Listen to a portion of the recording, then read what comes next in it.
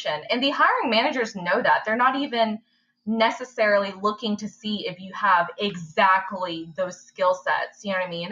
It's all about showing that you're coachable and that you're trainable and that you work well with others and that you're really passionate about the project and the mission. You know what I mean? So you kind of just have to prove that absolutely. to them. So tell me a little bit about what you're working on at NASA. What is your job there? And, tell me about the cool things that you're doing. Okay, so the biggest thing that's happening at NASA right now that most people know is the Space Launch System program, also known as SLS. That's what we call it for short. It replaces the retired space shuttle, which sent man to the moon. But, NASA has to go big or go home. So we're taking a step further and we're sending a crewed mission to Mars.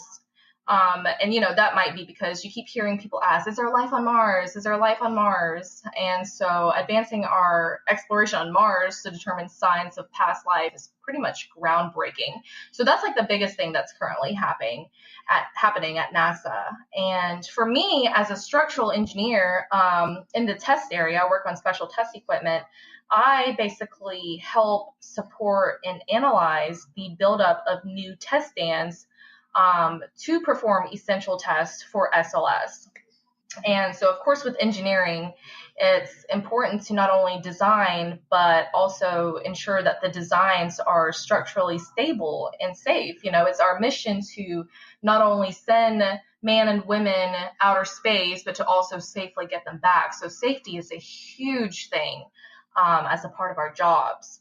So a part of my responsibility is to analyze and simulate the environments and determine the internal stresses that a structure will see to make sure that it properly passes safety standards. And I've done that on test stands and supports for things like rocket engines and fuel tanks. One of the biggest projects that I just got done doing was the LH2 fuel tank test article for SLS. SLS has a fuel tank, which of course which is what powers the rocket. And we have to do a structural test or a dynamic test on the tank to simulate the vibrations and loads and forces that it'll see upon takeoff. So it's my job to analyze the support. That is really cool. So do you work, really cool. I've seen pictures from your Instagram. Do you work with the rockets? And I've seen some pretty spaceship looking things in your Instagram.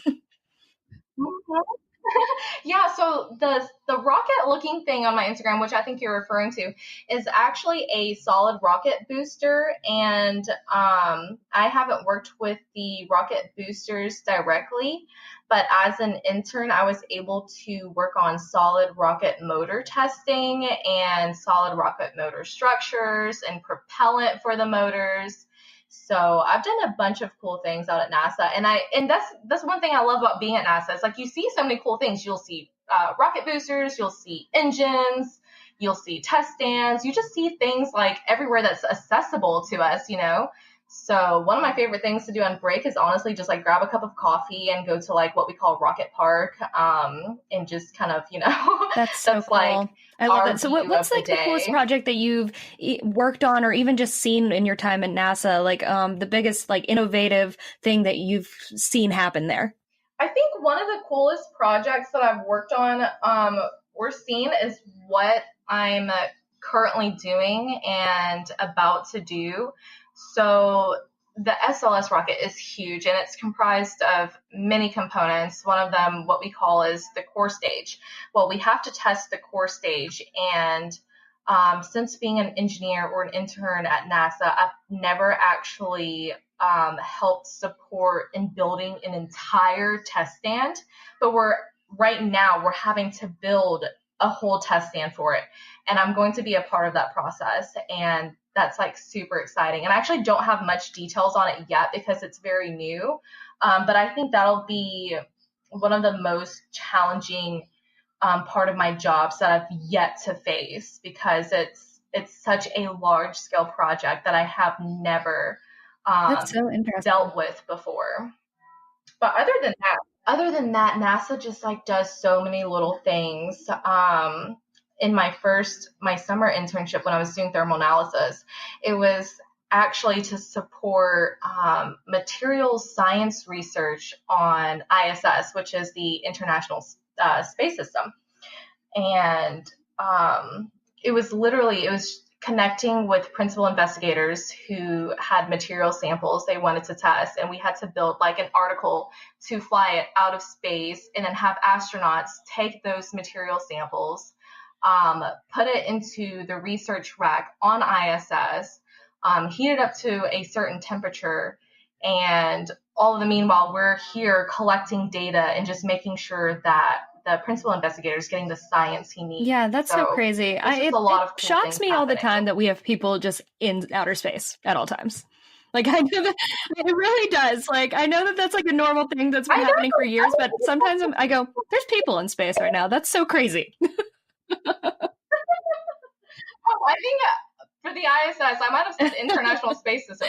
No worries. Yeah, it's just so nuts that they're out there. And, you know, all this stuff is happening. And, you know, like you said earlier, like we're all like, oh, go to Mars.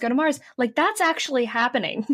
Right? Yeah, it's crazy. It's really crazy how we're advancing in space exploration and the technology. Absolutely. It's, you know, there's so many things that are just so innovative. Yeah, let's talk a little bit more about the tech at NASA. Any new tech that you've seen that's like been just crazy to you, or things that you've even worked with that are just new and innovative over at NASA? So actual technology to work with to perform our task? No. We actually use pretty old stuff, and I don't know exactly why. I'm sure they're building and working on a lot of new technologies, but I haven't personally no, that makes perfect sense with any. So let's switch gears and talk a little bit about you know, being an engineer over at NASA. And you talk about a lot in your blog and stuff, like you're a STEMinist, and I love that phrase so much. So talk about a little bit what it means to be a STEMinist in an engineering field, which is pretty male dominated.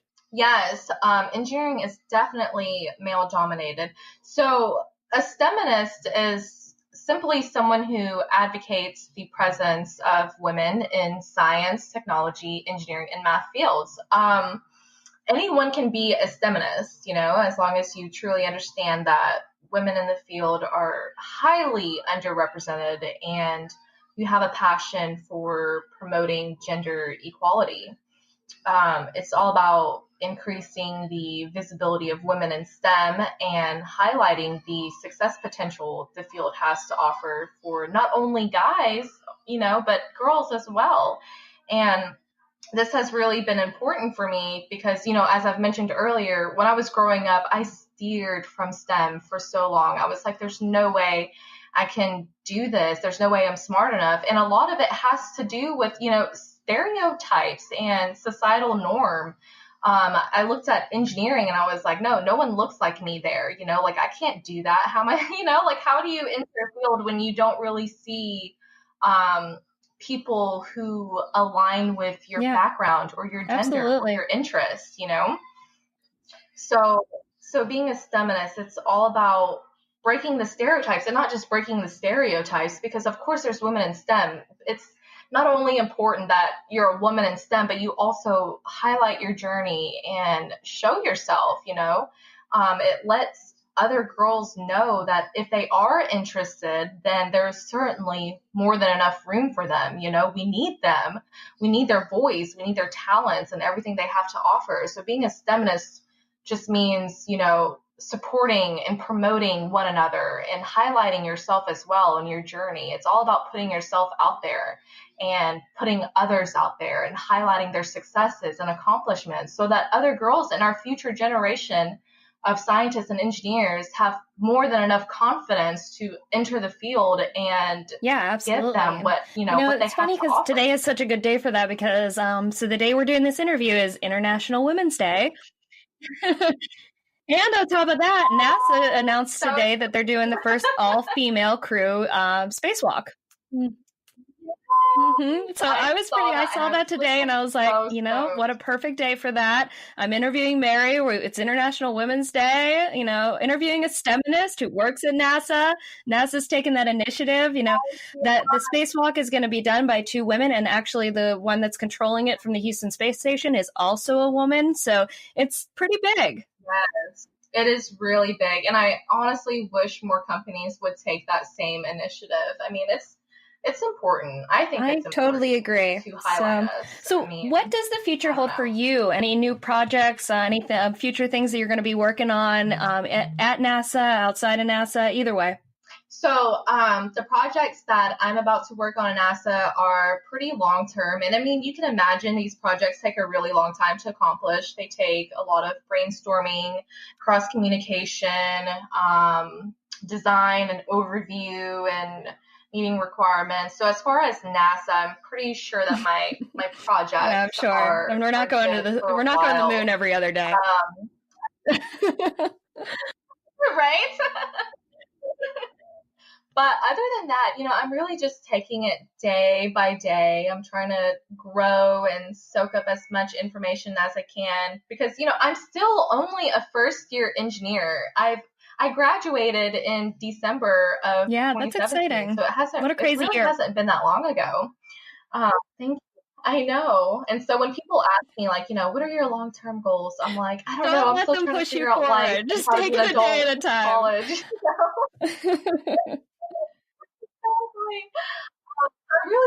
I'm trying to evolve both personally and professionally, but I'm also, really just trying to take my time and figure out what it is that I really want to do and what it is that I'm really passionate about. And so while I'm doing all of this, it's one of my missions to, highlight not only my accomplishments, but also my challenges just every day in the field or every month or just as a woman in STEM, to help others defy societal norms and climb the ladder. So not entirely sure what this means in the long run, but that sounds great. I mean, I'm excited to watch your journey along the way and read all about, your life at NASA and your career in STEM, and excited to see whatever happens. So thank you so much for being on the show. I've really enjoyed our conversation. Thank you so much. Thank you so much. My pleasure. Oh my God. I've loved this. Thank you. So I hope this inspired you to shoot for the stars and gave you some insight to one of the many jobs in STEM. This has been an episode of Talk Digital to Me, a weekly podcast released every Monday, keeping you up to date with the people and trends in digital, AI, and tech. Follow on Instagram at TDTM Podcast and subscribe to our channel on whichever platform you're listening to us now. See you next time.